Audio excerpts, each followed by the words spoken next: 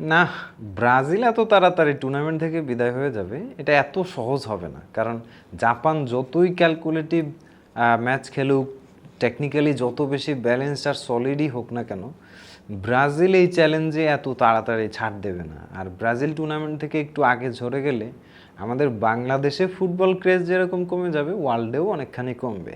So ব্রাজিলকে আপনার quarter finalist at least অথবা সেমিফাইনালিস্ট এরকম ধরাই লাগতেছে। আর ব্রাজিল আর Portugal, Argentina Portugal quarter final যেহেতু হয় নাই, so Argentina Brazil semi super clasico হওয়ার একটা ভালো পসিবিলিটি তৈরি হয়েছে। সো সেই জায়গাটাতে ব্রাজিল এত দ্রুত চলে যাবে বা এক্সিট করবে এটা আমি বিলিভ করতে পারতেছি না। মানে সামহাউ এটা আমার ইনস্টিংক্ট বলছে না যে ব্রাজিল এত তাড়াতাড়ি টুর্নামেন্ট থেকে ছিটকে যাবে।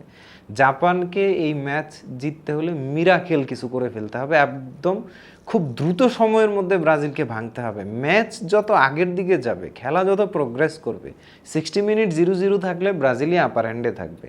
জাপানকে ফার্স্ট হাফেই 2 গোল করে ফেলে ব্রাজিলকে ম্যাচের থেকে বাইর করে দিতে হবে। এই ছাড়া জাপান ব্রাজিলকে মনে হয় না যে এই ম্যাচ থেকে বের করতে পারবে। কারণ ব্রাজিল ফিজিক্যালি যথেষ্ট চ্যালেঞ্জ করবে জাপানকে, এবং ব্রাজিলিয়ান উইঙ্গাররা মাস্ট জাপানের ওই স্পেস দেওয়াটাকে এক্সপ্লয়েট করবে। এমনিতেই বক্সের বাইরের শুটিংয়ে এবার ভিনিসিয়াস বেশ লিথাল এবং অ্যাকুরেট। সো এই জায়গাটা থেকে মানে আমি মোটামুটি এইটুক বলতে পারি যে জাপানিজ উইঙ্গারদেরকে কাটায় পকেট স্পেস থেকে বক্সের বাইরে থেকে শ্যুট নেওয়া বা এগুলা কষ্ট হবে না। আর তাছাড়া ব্রাজিল বিল্ড আপেও থ্রেট ক্রিয়েট করবে। জাপান ব্রাজিলকে শুধুমাত্র কাউন্টার অ্যাটাকে থ্রেট দিচ্ছে। সো সেই জিনিসটা নিউট্রিলাইজ করার জন্যে ক্যাসিমিরো এবং ব্রুনো গোমেরেজ যথেষ্ট সলিড আছে, এবং এই ওয়ার্ল্ড কাপে তারা যথেষ্ট ওইরকম দেখাইছে। এবং পাকুয়ে তাই স্টার্ট করবে প্লে মেকিংয়ের জন্যে। এবং যদি 0-0 থাকে একটা পর্যায় পর্যন্ত, লেটস সে 50 মিনিটস, দেন আসবে নেইমার। তো নেইমার যখন আফটার 60 মিনিট 70 মিনিট আসবে, নেইমার আসবে টায়ার্ড লেগে এসে সে প্লে মেকিং করবে। তো ওই প্লে মেকিংয়ের সময় জাপান ব্যাকলাইনের পিছনে দৌড়ানোর মতো মার্টিনেলি, ভিনিসিয়াসরা রেডি থাকবে। সো মানে জাপানকে স্ট্রং মনে হয় এই কারণে যে জাপান নেদারল্যান্ডের সাথে 2-2 ড্র করছে এবং যথেষ্ট চ্যালেঞ্জ করছে আই টু আই। তো এই বা আদার্স টিমগুলোতে জাপান তাদের ভালো পারফরমেন্স ডিসপ্লে করছে, টেকনিক্যালি ব্যালেন্সড। এই কারণে হচ্ছে ব্রাজিলিয়ান সমর্থক বা যারা আছেন তারা জাপানকে বেশ ভয় পাচ্ছেন।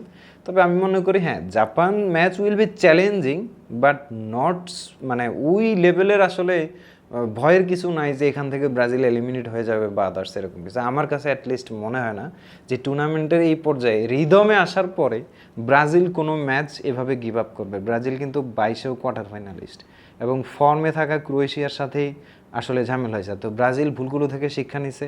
আগে ব্রাজিলের ম্যানেজার অন্যরকম ছিল, এখন আনচেলত্তি একজন manager, game manager, in game manager. So Brazil technically tactically দুইভাবেই বেশ ব্যালেন্সড, এবং ব্রাজিল মিডফিল্ড বেশ ভালো সুইফটলি অপারেট করবে। ফিজিক্যাল ব্যাটেল তো জিতে যাওয়ারই কথা। তো সেদিক থেকে মনে হচ্ছে যে ব্রাজিলের জন্যে মানে tough, but Brazil will qualify, এটা আমার কাছে মনে হচ্ছে। গোল প্রেডিকশন যদি বলি তাহলে আমার কাছে মনে হচ্ছে যে ফুল টাইম 2-2 থাকবে, এক্সট্রা টাইমে ব্রাজিল কোয়ালিফাই করবে।